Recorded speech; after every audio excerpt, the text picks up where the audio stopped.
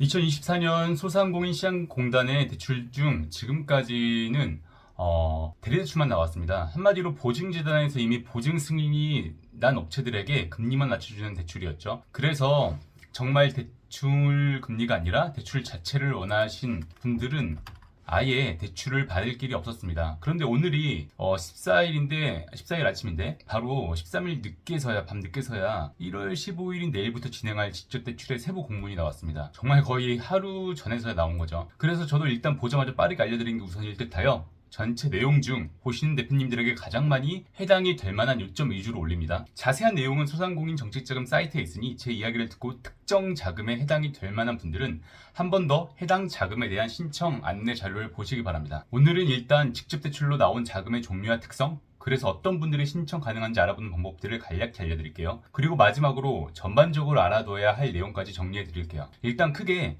혁신성장 촉진 자금, 재도전 특별자금, 민간투자 연계형 매칭 융자, 긴급경영 안정자금, 직접 대출이 있습니다.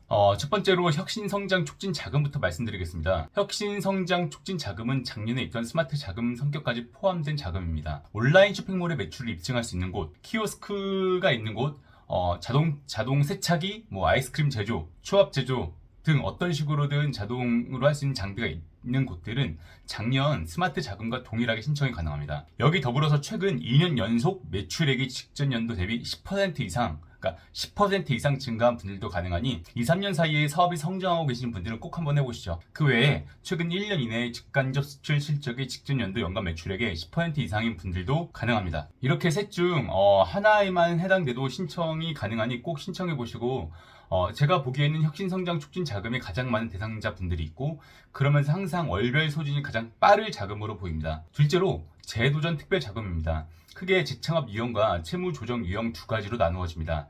재창업 유형은 아직 사업자를 내지 않은 유형은 희망 리턴 패키지 재창업 교육을 수료해야 합니다. 이미 창업을 한 분들은 창업한 지 업력 7년 미만이면서 이전 폐업했던 업체가 업력 3년 미만이면서 매출이 있어야 합니다. 또한 이미 운영 중이었던 업체를 3개월 이상 휴업 후 영업을 재개하거나 업종 전환을 한 경우도 됩니다. 채무 조정 유형은 쉽게 이야기해서 서민금융복지상담센터, 신용회복위원회, 법원 등에서 채무 조정하고 최근 1년 이내에 희망 리턴 패키지 교육을 받으신 분이면 됩니다. 이게 자세히 설명하면 너무 복잡하니 대략 들어보시고 대상이 되면 꼭 직접 공문 보시는 걸 추천드립니다. 셋째로 민간 투자 연계형 매칭 융자가 있습니다. 제가 작년 9월부터인가 다뤘던 자금이라 자세한 설명을 생략하고 대략적으로 말씀드리자면 펀딩 기관에서 대출받은 금액의 5배까지 소상공인시장진흥공단에서 대출을 해주는 제도입니다. 특이점으로는 상환 기간이 8년으로 긴 편이고 요식업이나 학원 같은 흔히 말해 우리 주변에 삶과 밀접한 연관이 있는 업종들이 주 대상이니 많이 신청해 보시길 바랍니다. 펀딩이라고 해서 어렵게만 생각하지 마시고 내 지인들이 운영기관 사이트 통해서 펀딩해줘도 문제는 없으니 관심 있으신 분들은 알아보시길 바랍니다. 넷째로 긴급경영 안정자금 직접대출입니다. 왜 직접대출을 붙였냐면 1월 8일에 나왔던 대리대출과 다르게 직접 소상공인진흥공단에서 빌려주는 자금이기 때문입니다. 하지만 역시나 그 대상은 직접대출이기에 더 작은데요. 체납처분 유예 등 민간금융기관을 통한 자금 조달에 어려움을 겪는 재피해 소상공인이어야 합니다. 체납처분 유예, 재중소기업 확인증, 그리고 소상공인 이 세 가지 조건을 다 만족시킬 수 있어야 합니다.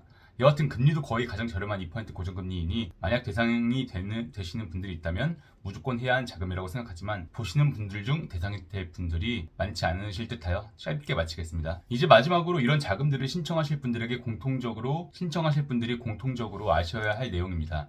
일단 소상공인 적재자금의 합산한도 최대 5억까지 가능합니다. 한마디로 위에 것들이 5억을 안 넘으면 서로 중복이 되는데 문제는 기대출로 소상공인 정책자금을 받으신 것이 있다면 그것까지 합산해서 5억을 넘으면 안 됩니다. 그리고 당연하게 매출 초과 여신, 매출보다 기대출 금액이 많으면 추가 대출이 안 되는 기본 조건은 은행이든 기관이든 최소한의 조건이고요. 또한 최근에 재단이나 기금에서 대출을 받으셨더라도 위의 대출들이 가능하니 필요하신 분들은 서둘러 알아보시고 준비해보세요. 오늘 영상은 최대한 빠르게 전달드리는 게 맞다고 생각하여 찍고 올리는데 무조건 2시간 안에 마친다는 조건으로 하는 것이라 평소보다 더 영상이 부족하다고 느껴질 겁니다.